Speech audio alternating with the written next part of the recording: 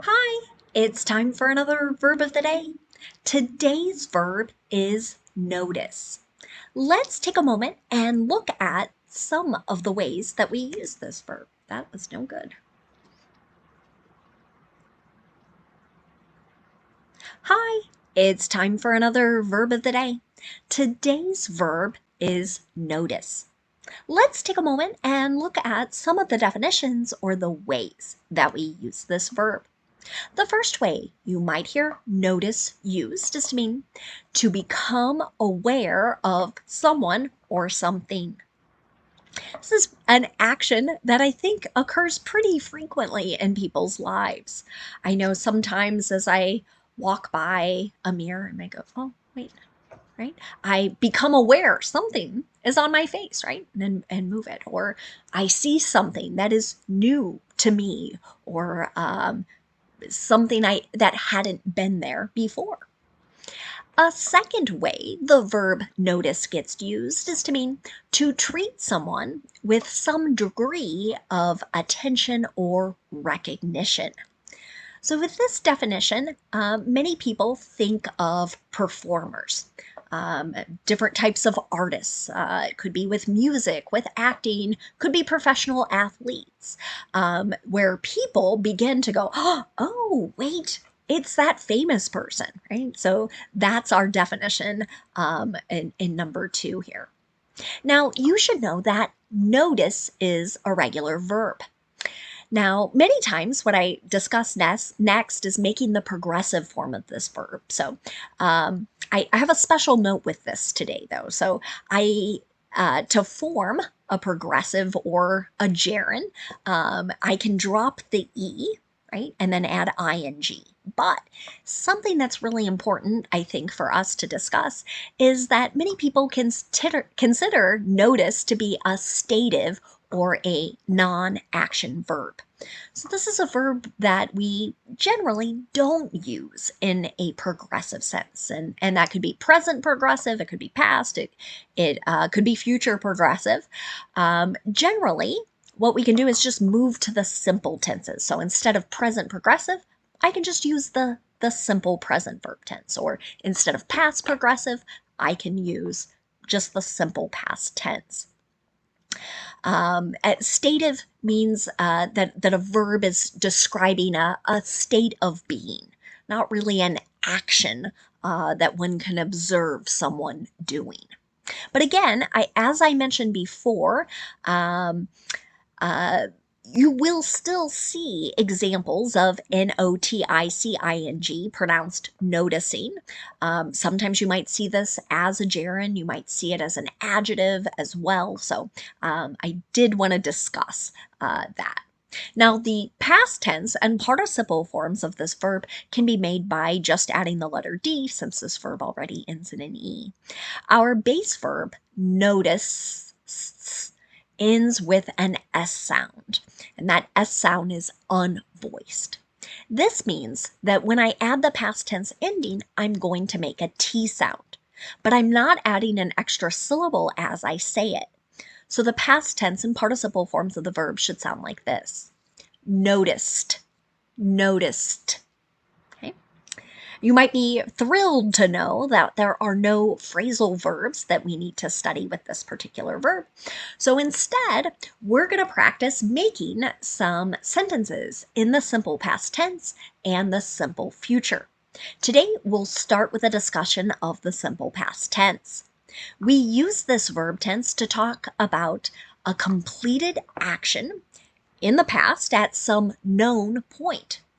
Sometimes in past tense sentences, you see signal words. This could be something like yesterday. Maybe it's a phrase like last week or 10 days ago. But you might also see specific dates in the past. Now, not every sentence in the simple past tense will have a time signal. Sometimes those are implied as part of a passage or as part of a conversation. The nice thing about making simple past tense sentences is that our structure is going to stay the same no matter what our subject is.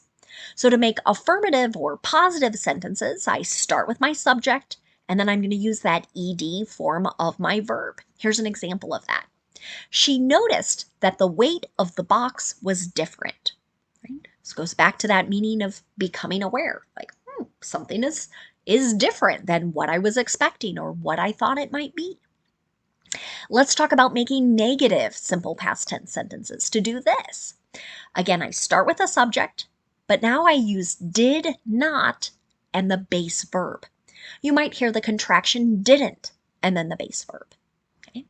Notice I'm not using that ed form of the verb here in my negative. Let's take a look at another example sentence. The US didn't notice leaked documents circulating on social media. And I borrowed this sentence from a newspaper article. It was a part of a longer passage, so they had specified or had told us earlier in the paragraph when this occurred.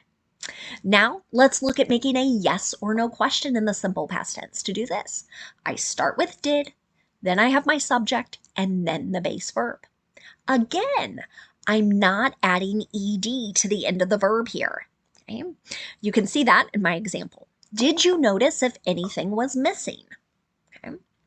So, again, I always like to point out to my students, I'm only using the ed form of my verb in the affirmative or the positive sentences. We go back to the base verb in the negative and our yes or no questions. Now let's move on and talk about making simple future sentences.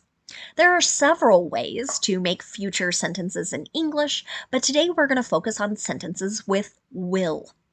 Will is very common when people make promises. They can use it as they make predictions or guesses as to what they think will happen in the future. It's a little less common with plans. But I'm trying to think that, offers. I knew I was forgetting something. That's another way many people will use will. The nice thing, again, about making sentences with will is that our structure stays the same no matter what our subject is. So in the affirmative, you're going to see a subject, will, and then the base verb. No special endings on the end of the verb. You can see that in my example sentence here. You will notice colder temperatures this weekend. I heard a meteorologist say this recently as I was watching a weather report, right? The person here is making a prediction. I'm going to become aware that it's getting colder. Now let's talk about making negative simple future sentences. To do this, we start with our subject, we use will not, and then the base verb. Now, will not can be combined into a contraction, which is pronounced won't. W-O-N apostrophe T. You can see that in my example sentence. Fans won't even notice these rule changes. This was a prediction from an official who kind of oversees a particular sport. Right? His prediction, no one's even going to notice we changed a few rules. Now let's move on and talk about a yes or no question. Okay, to do this, we start with will, then we have our subject, and then the base verb. Here's my last example.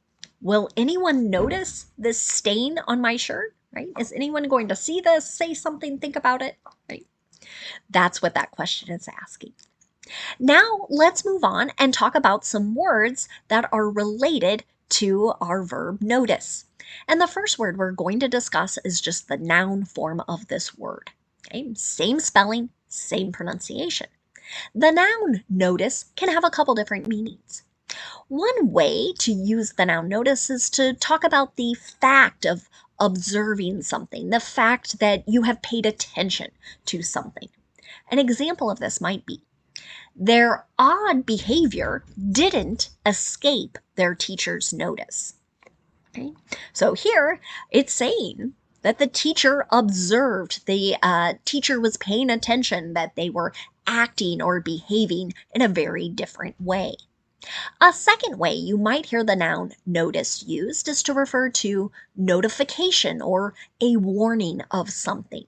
An example of this might be, the city has issued boil notices for 2 neighborhoods. A boil notice is letting people know it's not safe to just drink water from the faucet or from the tap. You need to boil the water before it becomes safe. Okay? So that's the notification or the warning.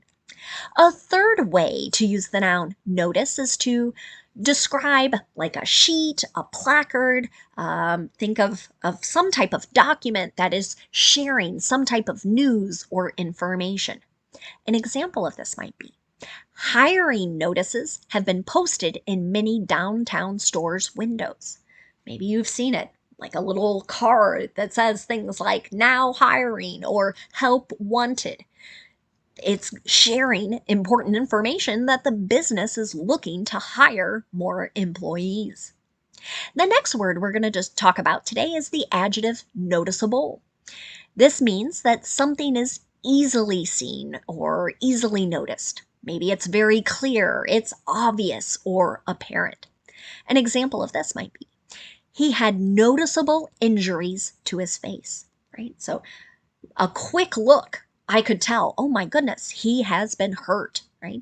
Maybe there's scratches, maybe there's a black eye, a bruise, something that I could see very quickly. Now, I've got a couple related phrases for us today as well. The phrase I thought you might have heard people say is on short notice.